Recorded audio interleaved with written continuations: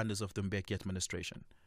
But many South Africans still aren't on ARVs. That too was an important conversation. I would have loved to talk about that.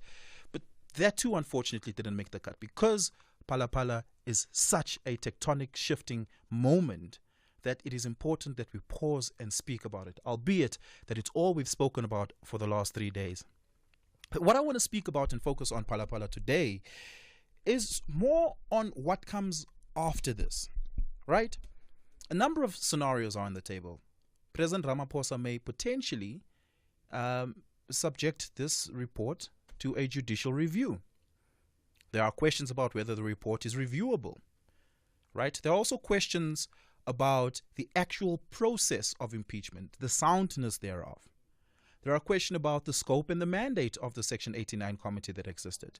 In fact, Professor Richard Calland, who initially was selected to be a member of this panel and later was recused because of all the pro-Ramaphosa sentiment that he's publicly professed, it was found that he was conflicted. He was then removed from the panel. He wrote an argument this morning, making the argument that the Phala report from the Section 89 committee is flawed, because it needed to meet a standard of sufficient evidence and not merely prima facie evidence. I want to talk about that a little bit. But I also want to talk about the ripple effect this has through our governance structure. What does this do for governance on the day? Politics and governance are concepts we often use interchangeably, but they often aren't the same thing. Politics is separate from governance, although influences governance. Governance has a lot to do with institutions, processes, deliverables, and all of those sorts of things. So it's important that we pause on the governance conversation for a moment. There's also the conversation about what does this mean as far as the strength of our democracy is concerned. The mere fact that we're being held hostage by a single party and its ability to either make or not make a decision about its own president, that you and I, who may not be members of the party, have to live with.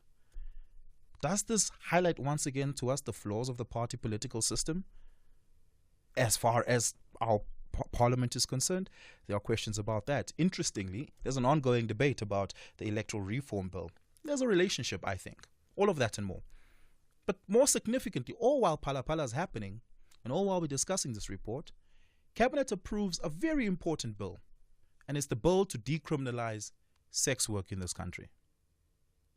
This is a fight that predominantly women have been fighting for the last 20 plus years. Decriminalizing sex work that will bring the much needed regulation and protection for sex workers in the sex work industry. What does this mean?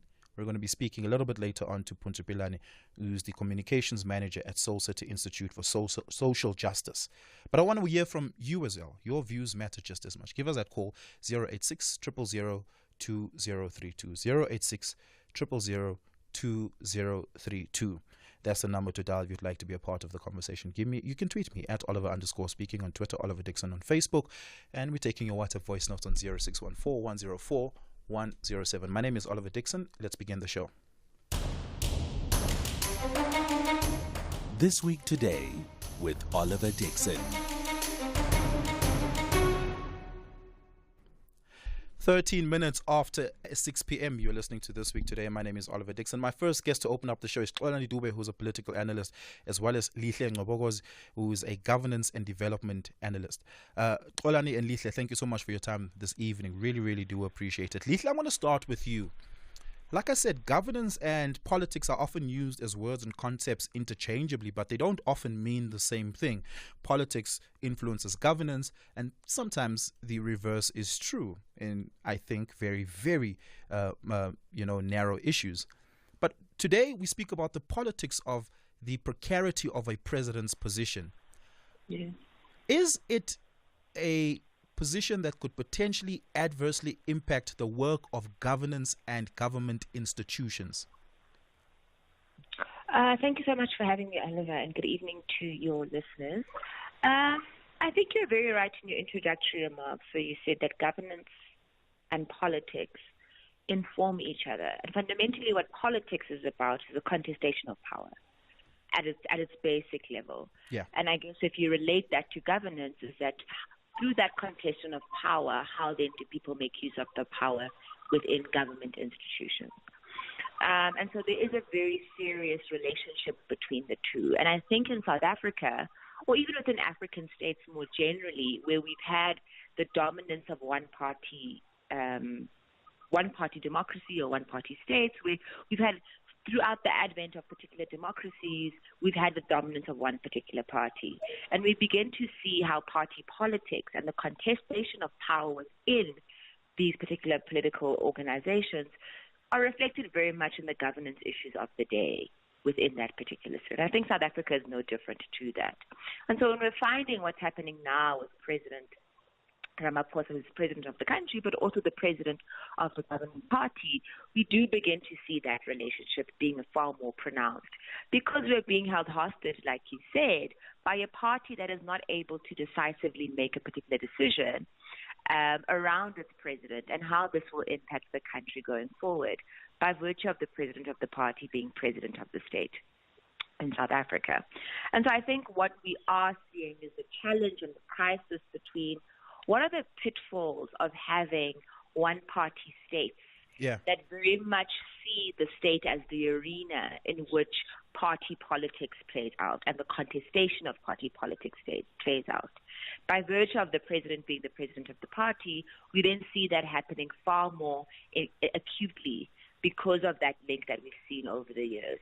And so I think what really we need to think about, like you said earlier, what does then this mean for democracy in South Africa? What does it mean for our democratic organizing and democratic institutions?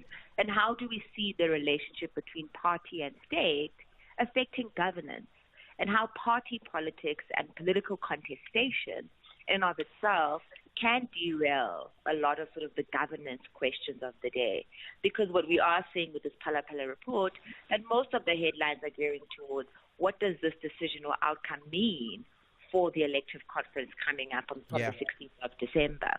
And so it's no longer about has the president conducted himself in an unethical manner or in a manner that is unbecoming of his presidency. We are now having the dominant question being, given that the ANC is going into its probably most contested elective conference, gearing up to, of course, the elections in 2014, what does this mean for the party? And who then is going to be able to fill in the gap should the president be asked to step down or that he resigns or there's a process of impeachment that takes place. And so this is where I think we see that arena and the relationship between party politics, contestation of power, governance, and sort of factionalism play out within the public domain. Earlier on, the Minister of Finance, Enoch Godongwana, had to speak to journalists and reassure the global community that even if there were to be a change, and I don't think the president is going nowhere, there's no change in our fiscal outlook, there's no change in our economic policy. Regulators are around the country, policy analysts around the country are wondering about this question. Will there be a policy shift when there's a change in the political order of the day? How do we then make our governance and our policy institutions less reliant on the politics of the day and more sustainable to the hands of technocratic, suitably people such as policymakers and institutions, that despite the political order of the day can keep our institutions intact? Yeah. What the democratic dispensation has failed to do, and I think you also see this, I think, across the African continent, it's not a South African phenomenon, is that post-colonial or post-democratic governments have not been able to insulate public institutions from party politics. And so the inability of the state to be distinctly separated from the goings-on of the party and the internal happenings of the party, the inability of the state as well as the party to insulate and to distinguish themselves between each other, it makes it very, very difficult then to find the line of insulation. And I think because now even responses such as the Minister of Finance, in many ways you think about in what capacity do these people speak on, right? Because you find that in one instance you'll see Gwede Mantashe speaking in his capacity as chair, and then in other instances you'll find him speaking in his capacity as a minister, right? And all of these show us that by the virtue of the fact that we have the dominance and reliance of a one-party state in South Africa, although it's democratically elected, of course, it shows us that the link between party and state has become so infused within each other that you can't even insulate public institutions from the ongoings of what's happening within the internal dynamics of the ANC.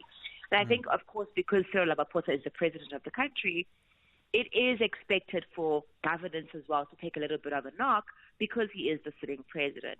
But primarily what this knock, I think people are far more interested in finding out more about is the fact that what does then happen to the leadership of the party, and by extension, what happens in 2024. So I don't think a lot of South Africans are primarily interested in the criminality and the legalities of what has happened. Sure, they might have an interest, but the peak interest, I think, in South Africa is about the contestation. Yeah. Because that's how the ANC has framed itself. That is how the citizen itself then responds to things like this as well. Olani, are we to celebrate the robustness with which people are debating the Section 89 report, the robustness of which people are debating what is in the best political interest of the country as far as the sitting president is concerned, who should or should not be the president? Or is this once again an indication of the vulnerability of our constitutional order as well as our democratic order and the junction between that? What I'm talking about here is that a quasi-judicial institution such as the Section 89 Committee, which makes legal reviews and legal adjudications as far as the democratic work of parliamentarians are concerned. The Section 89 Committee was there to assist Parliament with its work. It's not a court of law, but because a Deputy Chief Justice, or former Chief Justice, my apology, presided over this committee, it's seen as an extension of the judiciary, right? And therefore, our legislature and our judiciary meets at an interesting juncture, and people are debating whether or not this report is right or not right, good or not good, and what it means for our politics. Is it a moment to celebrate and say, wow, what a robust democracy? Or is this a moment to pause and reflect and say, wait, our democratic institutions and its relationship with other parts of the state may just actually be in trouble? Look, I think we are dancing to a hollow frog noise here. You know, there is nothing that is happening, to be quite honest. It's just a phase that we have seen in the elite, you know, where they squabbled over non-issues, you know, and the ordinary people, they don't, at the end of the day, receive anything out of these squabbles, because we have seen it before, you know, with Thabo Mbeki, with Zuma, you know, and you talk about democracy, you talk about the economy, but when you know it very well that the South African G coefficient is one of the worst in the world, and people don't even afford what we call it the food basket, and you even check our human index, you know, is the most embarrassing one. And also, when you go to the statistics and check in terms of how the economy has been distributed post-apartheid, you know, nothing has happened. And so what we are entertaining here, it has really nothing to do with the real issues of our society, but it's just the squabbles of the ANC palace politics. That has nothing to do with that, because once they solve it, they will go on and be the useful force of the mineral energy complex or of those who control our country. The most important thing that we are supposed to be discussing as the ordinary people is how do we insulate ourselves from the alliance of what you call it, the minerals energy complex and the black political elite. That's a very, very astute point to make. I think it speaks quite strongly to the conversation Lihle and I had about, is it possible to insulate our institutions and its place in our lived realities away from the political felicitations of the day? Let me then ask this, Xolani. What do we then make as a citizenry, as ordinary people? What do we make of the relationship between accountability, which is what is happening and supposed to be happening, and its translation into service delivery, its translation into governance, and its translation into the betterment of the citizenry? Look, you know, Oliver, you know it very well that all those people who constitute what we call it the NEC of the ANC, All of them, they have cases to answer. But all of them, they are free, we call them honorables, And so I think there is a flaw in our laws. There is flaw in our political system. This constitution that we talk about, the ANC, the elite, they disregard this constitution. And also the same elite, what is very interesting, remember when that we had Scorpion, is the same elite after their own conference, they said, we are going to disband Scorpion. As we speak now, the same elite, they are having an issue with the Hawks. The same elite, they are having an issue with the public protector office. And so the issue here, Olivia, that we need to confront is that we as South African citizens, we keep on commenting on the ANC or on the black political elite issues. We are failing to organize ourselves and make sure that we produce leaders who have an undying love for the South African. Because the more we try to strengthen this, we've been doing that since 1994. There are a lot of institutions that have been created to prevent these thugs from stealing from our coffers. But we always find them. We always find their hands in this coquilla. The question that we have to ask ourselves is a very simple one. What is the role of the South African citizen? And why are we docile spectators? Why we want to comment on Siri? Because tomorrow, if they remove Siri, they will give us DD. And we know it very well that DD is not deserving to be in that office. But DD knows very well that he's not even deserving to be in the president, but is the deputy president. And so they will give us people that we don't want. That shows how disempowered we are as the South Africans when it comes to democracy and leadership choices that we claim that we have as a democratic state. Yeah, Lihle, regardless of what the outcome of the next couple of days will be or this moment, is there something that voters generally, and I'm asking you to speculate here, is there something that voters generally will look back to in 2024 and say, hey, that happened in 2022, and here's how I should vote as a result of what happened over there?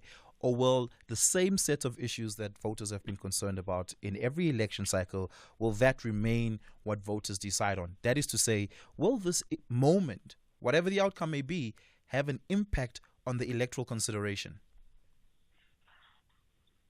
I think the naive answer would be yes.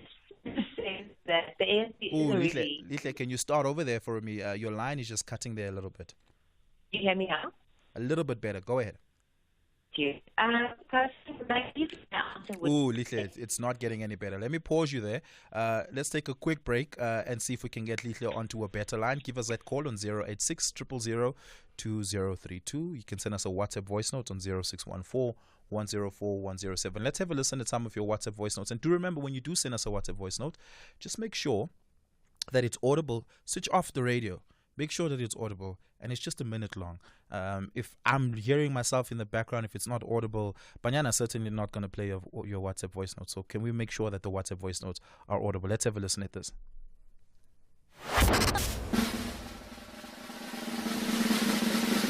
You are listening to the Station of the Year, SAfm, leading the conversation.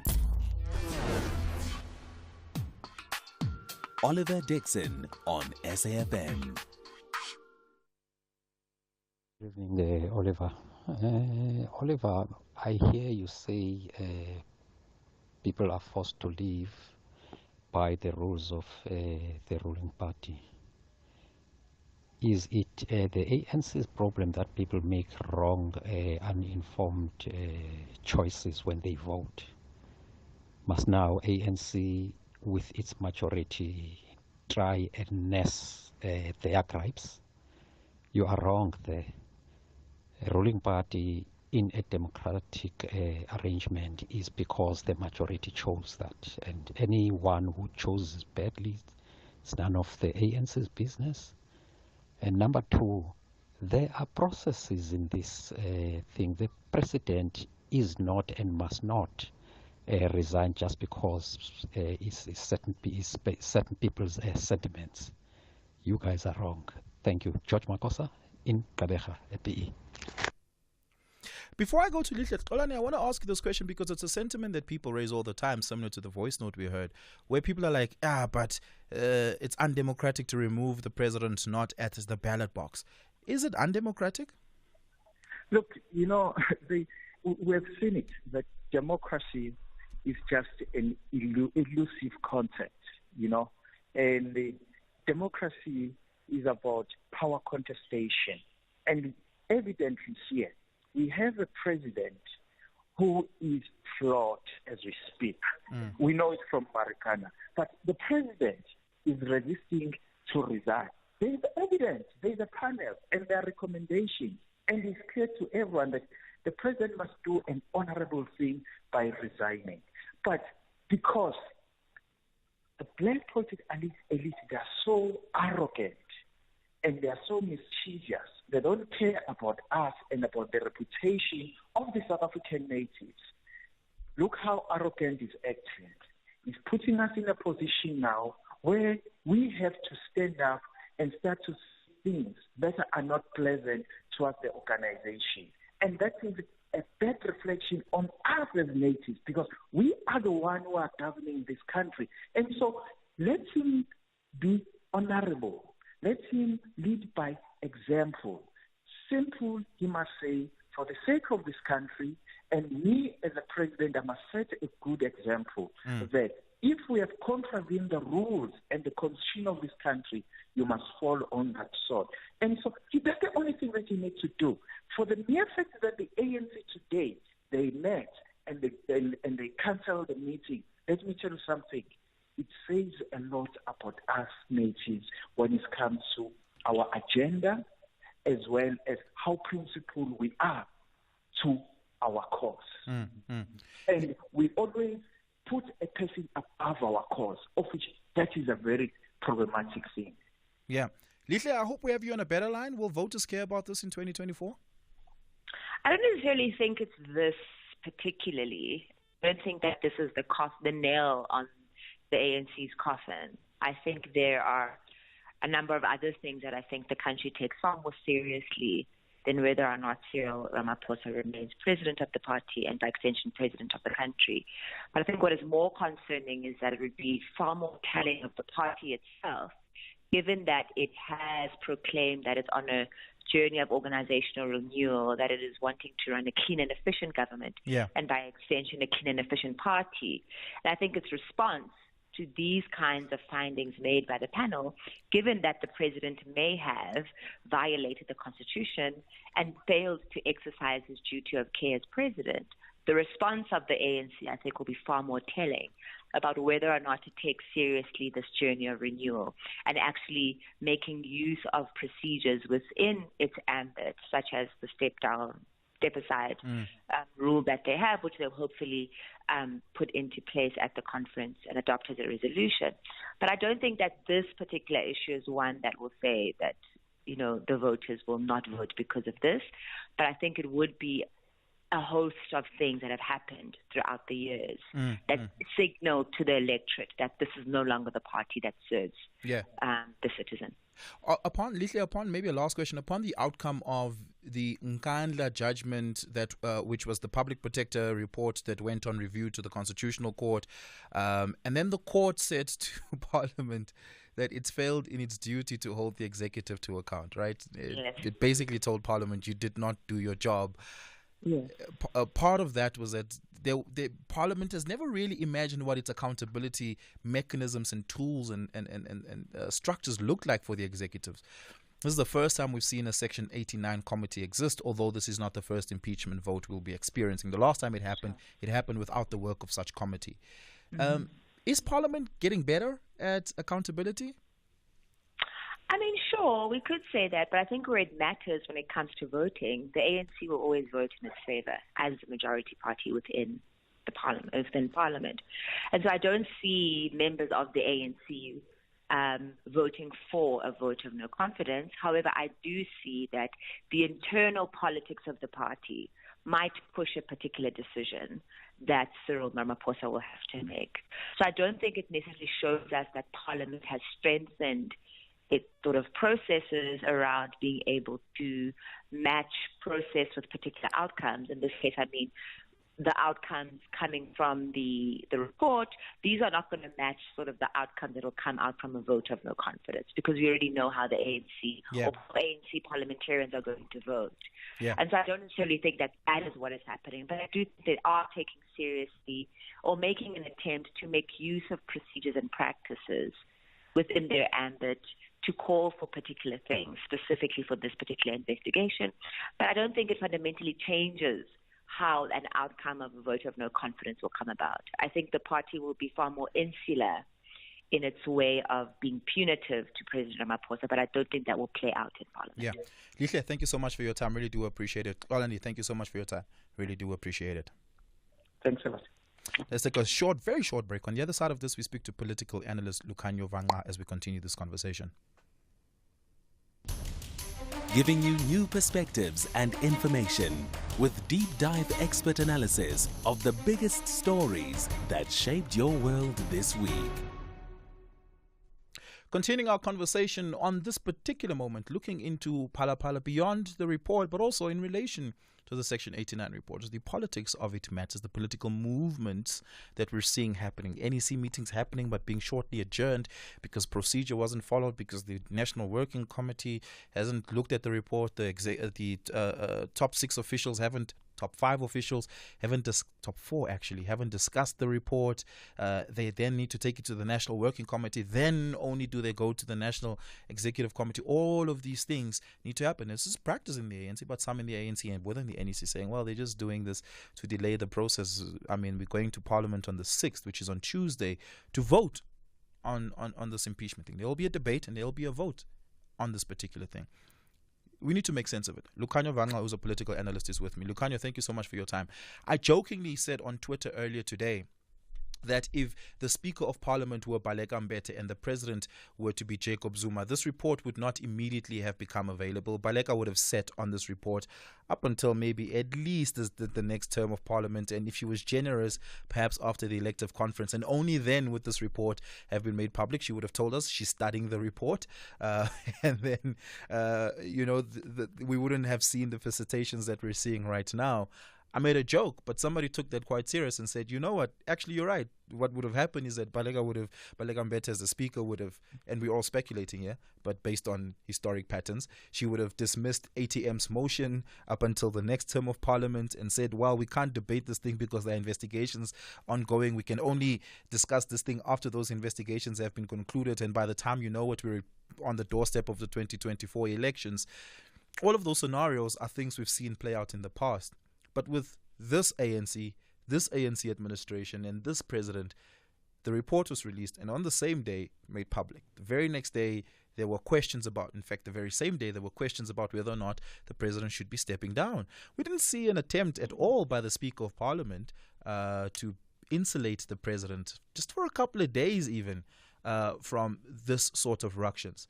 Does that say anything about Cyril Ramaphosa's popularity within the NEC and his popularity within Parliament? Good evening, Oliver. Thank you for inviting me. I heard you talk about or correct yourself from the top 6 to the top 4. And I think after today's happening, where the president seems to no longer be attending to his responsibilities, either in state or the ANC, it might be top 3. Unfortunately so. Yeah. Listen, I think Baleka Mbete left herself a really terrible legacy, considering, the very important position that she held, that was held by other very important women like French Nwala as Speaker of Parliament. So do you think my tongue-in-cheek speculations were on the mark? Yeah, very much on the mark, but it's a confluence of a number of things. One is the personal, secondly, it's the political, and the other is the legal, right? So on the personal one, you can, I think, be forgiven to say that the personal relationship between Cyril Ramaphosa and the current speaker, Mamnosiwe Mapisa Nagula, is much more strained than the one you would found between Baleka Mbete and Jacob Zuma. So that's on the first one. Those ones are, she contradicted the president, if you recall, in July last year when you called it before the Human Rights Commission.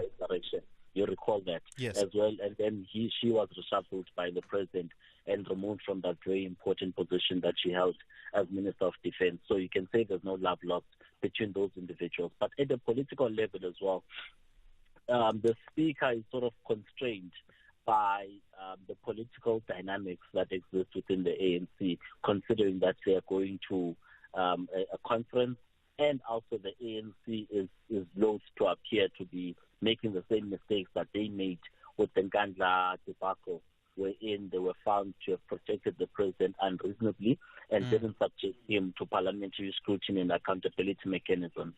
So there's those political considerations that are at play there, and also taking into account that President Ramaphosa, when he received the sensitive Zondo report, his precedent that he set was that you release it immediately and you study it together with the public.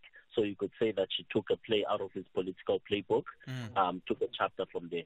Right now we come to the legal just quickly, Oliver. It's the fact that had she decided to protect the president and keep this for touch, there is the real risk that they would have been taken to court on review. And also, if the ANC decides that they're not going to follow the expert panel's recommendation that the president must be subjected to a Section 89 committee because he prima facie has a case to answer for some of the happenings at Phala Phala, then they could be taken on review. And looking at what the Nkandla judgment said, they would, found to be wanting as the ANC or as the speaker, legally speaking. So there are those consequences of issues when it comes to this. Yeah, but I mean, I can't imagine a Jacob Zuma administration being nervous at this moment if it were their time, right? They just would have taken this to vote and he would have come out victorious on the other side. But a Ramaphosa administration is nervous. Why can't they just wait until Tuesday? Tell everybody to calm down. Say we'll wait for the process to play out, and there wouldn't be NEC and black cars with blue lights driving around Johannesburg, trying to figure out what to do next. They would just go to Parliament and vote. Why can't this administration do it? Are they nervous about Ramaphosa's popularity with the ANC caucus? I think that would have been the Zuma Mantashe playbook, because remember, Mantashe was pretty much the cog in that Jacob Zuma machinery that sort of, rode roughshod over parliamentary processes and legalities using majoritarianism. That's simply because we have the numbers, we'll go to Parliament and outvote you, and we'll see what happens when it happens. We don't care about the consequences, right? So Mantashe is even now pushing for that play to say, President Ramaphosa, take this thing on review. Let's go to Parliament, vote against this thing. You remain president, and then we'll see what happens, subsequent to that, and we'll deal with those consequences. But those things, that playbook doesn't seem to be popular within the ANC, because you have very vocal and senior leaders of the ANC that are speaking out and speaking out publicly. You look at the former President Thabo Mbeki having cautioned the ANC to say, prepare for this moment, because when this moment comes, then you would have to act. You have senior members like Nkosazana Dlamini Zuma saying that the president needs to resign. So the pressures within the ANC themselves are also becoming very unbearable for those that, would wish to resist and have the president to fight. And I think Gwede Mantashe has the stomach for this sort of thing. But, President Ramaphosa doesn't seem to be made of the same sterner stuff that Gwede Mantashe is made of. And he doesn't have the same mettle and doesn't have the stomach, to continue with this fight as it is. So for those reasons, the ANC is now, or the Cyril Ramaphosa faction is constrained by supporting a president that doesn't seem to have the drive or the will to fight. Just a final question, Lukhanyo. The president didn't make it to the NEC meeting today because he's in Cape Town, and the response we get from Paul Mashatile, Zizi Kodwa, as well as Pule Mabe, is that the president didn't make it because he's still consulting. Who else could the president possibly be having to consult with in Cape Town that he couldn't consult with in Johannesburg, that wasn't potentially present in the NEC meeting? I would imagine all the president's most important stakeholders were present in the NEC meeting. Why still stay in Cape Town? Who do you speculate he may be consulting with there? I'll come to that question in a minute, Oliver, but listen to what this says to the NEC of the ANC, the highest decision-making structure, is that there are more important people that I need to be speaking to rather than this very, high decision-making body of the ANC, whom deployed me to government and on whose behalf I serve as President of the Republic. So that's the message that the ANC is getting, and that's exactly what Thandima Beshala said in her TV interview, that this is clearly disrespect for the ANC and for its highest decision-making body. So who could be in Cape Town that the president needs to be consulting? I really don't know. I really don't know. Maybe they are in Cape Town, but I think Stellenbosch is a different municipality to Cape Town. Well, it's in the Western Cape. Where potentially could it be in the Western Cape? This doesn't help for the Stellenbosch mafia controlling the ANC, controlling the state's speculations, narratives, myths. Some people it doesn't help for that at all, does it? No, it really doesn't help to allay the fears that the president might be getting instructions from elsewhere rather than Luthuli House, where he's supposed to be getting instructions from as president of the ANC. Doesn't allay those fears. But I think those consultations that he's having as well in Cape Town are going to be successful. I think when the man has repeated many times that he wants to resign, it's a show of weakness. And I think even that would, seek to even sort of isolate some of the support that he has from within his own core, that, you're supporting a man that doesn't have the stomach for the fight and is no longer willing to go on with the fight. So you might as well need to, start to look for other horses to back. So I think by 8 p.m. tonight, the president will call a family meeting, and he will resign the position of president. Yeah, you must have a crystal ball in front of you, and I can only hope that you're somewhere in the vicinity of correctness. Lukhanyo Vangqa, thank you so much for your time. Really do appreciate it. Thank you, Oliver. Let's have a listen at your voice notes. What is more depressing for me, Oliver, is the fact that even if this guy leaves office, the fact of the matter is all of us as South Africans, we do not have a particular individual that we see fitting to take over, at least up until the conference or even after the conference. Even if you must say now the government of so-called national unity, as the Archbishop was calling for, that will never function because of policies, different policies, this and that. I mean, we are in a sticky situation here in Bonn. Afternoon, SAfm. I don't think the president must resign. What will be his reasons if he resigns? Did he commit something wrong? The answer is no. Where is the proof? No proof. What that makes the president to resign if he has to? I thank you. Peter in Krugersdorp. Yeah, well, I don't think Peter in Krugersdorp knows that this report exists. But okay, let's take some of your calls. 086 000 2032. Let's speak to Eddie out in the Free State. Eddie, good evening. Seems like we've lost Eddie there. Let's continue listening to some of your voice notes. Hi, my brother and South Africans, Eddie from Ordnance Rest. Some analysts, it's like they don't have the concern of the citizens of this country. One understands that a principle is a principle.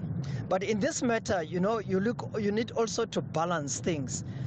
As citizens of this country, on this matter, we behave like, investors who will weigh the options. And analysts is like they are living in their own creation, in their own universe, of not getting the feelings of the people. I want to challenge you. Just call a poll now of people who will say Cyril must go and people who will say Cyril must not go. Thank you very much. Hi, Oliver. This is Tammy from Kimberley. I do not understand why people are obsessing about Ramaphosa. I mean, currently there are only 3 top 6 members. The whole 3 are gone. Why do you allow the treasurer to act in 3 positions? Already you are leading without integrity. Number 2, Ramaphosa has done nothing for this country. absolutely nothing. In actual fact, we are now on a minus. There is a lot of crime that is happening in this country. There is a lot of unemployment. The prices are high. Petrol is high. Electricity is high. So the issue of Kalapala is just a cherry on top of the cake. He didn't even have a decency to go and apologize on the widows of Marikana. I do not understand why people obsess about this person. On a different day, we'll ask the question, after Ramaphosa leaves office eventually, whenever that may be, Lucanio says 8 p.m. tonight, it may be after 3 weeks from now, after the elective conference, may well be after the next term of government, which starts in 2024. We'll have to have a conversation about what the legacy is that he leaves behind, and that conversation is reflective on the cumulative decisions he's made in his time as president. But we're going to leave that there for now. A very important piece of legislative work has taken place. Cabinet has approved a bill to decriminalize sex work. This is a very, very, very big moment. Punso Pilane, who is with Soul City Institute for Social Justice, joins us. Punso, thank you so much for your call, for joining us on the show. Really, really do appreciate it. How big is this moment? Thank you so much, Oliver. Good to your listeners. Punso, I'm going to pause you there just for a second. I understand load shedding makes the network very, very terrible. We can't hear you. The lines are cutting, and I certainly know it's load shedding. Let's see if we can get you on a different line that's a little bit more stable. Let's take a quick break. We continue shortly.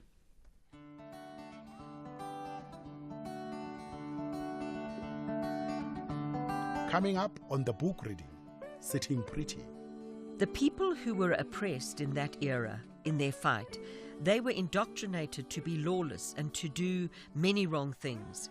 And when the new government took over, I think many of them struggled to adjust, to become right again. Maybe people are starting to realize the people will have to almost be re-indoctrinated because they indoctrinated the children to be lawless and cause chaos. Even the new government struggles. All these strikes and marches. Catch the book reading on SAfm at 11:45 Monday to Thursday on The Talking Point with Katie Mohlala. This week, today with Oliver Dickson. Punso, hopefully we have you in a better line right now. Let's start again. Why is this moment so significant? Thanks, Oliver. I think, it's been a long time coming. For the past more than a decade, sex worker activists, sex workers themselves and their allies have really been fighting for decriminalization. It is big because we know that decriminalization works. We've seen it in other countries. It works it's a public health issue more than it is. But it's also a feminist and human rights issue. Yeah. When sex work is decriminalized, it means that sex workers have protections. And in the context of what happened a month or so ago, it matters that they are able to exercise their human rights. If they are violated by clients or anyone, they can walk into a police station and lay a case or open a case legitimately. Our constitution and our lawmakers have always been very progressive about an array of issues. Same-sex marriage in South Africa became legal quite early on into our democracy. One of the early countries in the world to do so. Yet on other things, we were quite slow on. It's a reflection of what is a persisting conservative nature of our country, and its reflection within our lawmakers. And I mentioned this to say that the bill is out for public comment. Cabinet approved. It's publishing for public comment. It means it's open for public debate now. That's not always a good thing in a deeply conservative South Africa, where the lawmakers perhaps should be a little bit more a little bit more daring, and perhaps a lot more progressive than the people they lead, as was the case with same-sex marriage. I mean, we've seen this in history. We remember when the South African Law Reform Report came out on sex work, that some of the language that was used in that report already was problematic, that activists, public health officials, and sex workers raised as a problem. Yeah. And, we've seen that, and it's very obvious that there are allies within government and lawmakers that want sex work to be decriminalized, and we have to open it up for public comment, and it is a concern, particularly when we think in the context of comprehensive sexuality education. and what has stalled it so much with parents as well as other sectors of society being very afraid of what it means. But the evidence is there, for both cases. The evidence is there for sex work and decriminalizing sex work and why it's important. What we now need to do is raise awareness, is really try and explain to people what the problem is, but also confront the stereotypical patriarchal notions that people have that actually make them anti-decriminalization. Yeah. Heteronormative patriarchy is very rigid. It takes a lot to shake it, but activists are unrelenting.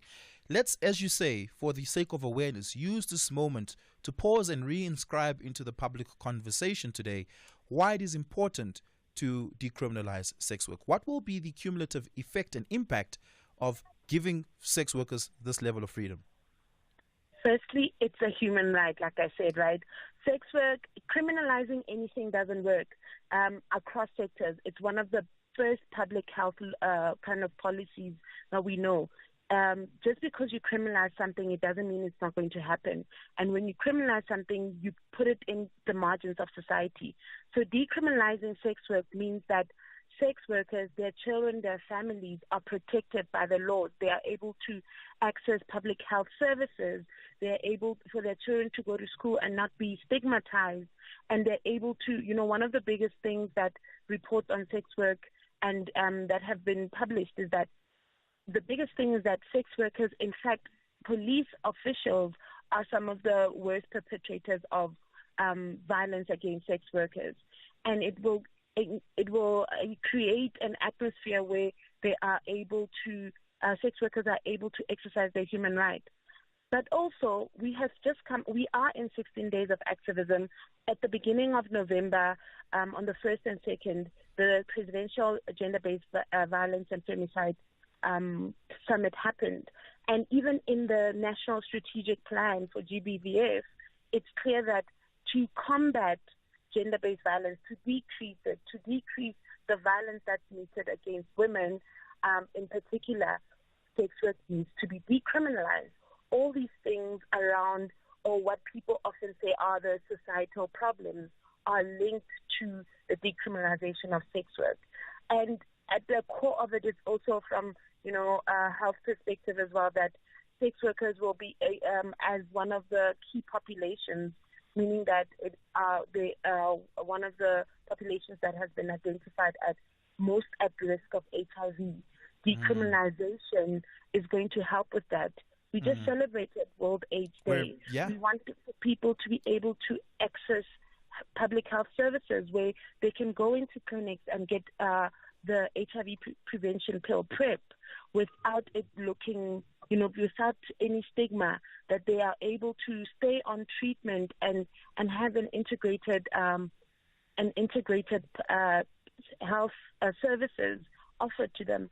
But at the bottom of it, Oliver, and to all your listeners, is that we are talking, sex workers are people, right? And it matters that we cannot decriminalize people and the work that they do, particularly in the country that we live in, with the inequalities that we live in, and it will protect their human rights. It will protect their lives when decriminalization has happened. Let's take a call. Joseph out in PE. Joseph, good evening. Good evening, Oliver. Go ahead, sir. This is actually quite interesting. It's my first time hearing it tonight, and lovely show, by the way, Oliver. Thank you very much. Because sex work is, I feel like, it's quite well known in South Africa. You already know the places where to go to if you want, get a sex worker. Police, I also believe, also buy from sex workers as well, and this is even captured on camera. So it's almost feels like the law is finally coming into reality with what's happening on the ground. But it raises quite an interesting point now, because I heard the lady speaking there that now sex workers will be able to open up cases if, I believe she was referring to, if they can say somebody raped them, is that the case? Yes, that is the case. But that's thank you for raising that point, Joseph, and I'm glad you asked that, because I want to, maybe in the last minute we have left, because we really do have a minute. A lot of people believe that sex workers can't be raped. It's a weird perception that people have. Again, feeds into that misogyny, patriarchy, sexist tropes that sex workers face all the time. Do you want to maybe, for the last minute, reflect on that? Yes, and this is also linked to misogyny, which is really a hate and a systemic hate and oppression of black women. If you think about it, in South Africa, the majority of sex workers are black women who are disproportionately affected by the financial situation we're in, by unemployment, by lack of economic opportunities, and therefore thinking around sex work as a decision that they've taken to make an income in the circumstances, and that it's a consent. Having sex with someone, even as a sex worker, is something you consent to. And if they do not consent to something and a client rapes them, it's rape. Yeah. And the problem is that when you do not see women as actual human beings, you would think that sex workers cannot be raped, which is just, it links to the ideas that we have about women and how they have sex and how they choose to have sex, and the autonomy that we have over our bodies, including whatever profession we're doing. Puncha, thank you so much for your time. Really do appreciate it. Always fantastic speaking to you. Thank you for your relentless activism, and it's fantastic speaking to you. That brings us to the end of the show. Thank you to you for listening. It's really been an honor and a pleasure being in your company. From the team and myself, good night. Have a fantastic weekend. Cheers. Independent and impartial. This is SAfm News. Thank you, Oliver Dickson. The top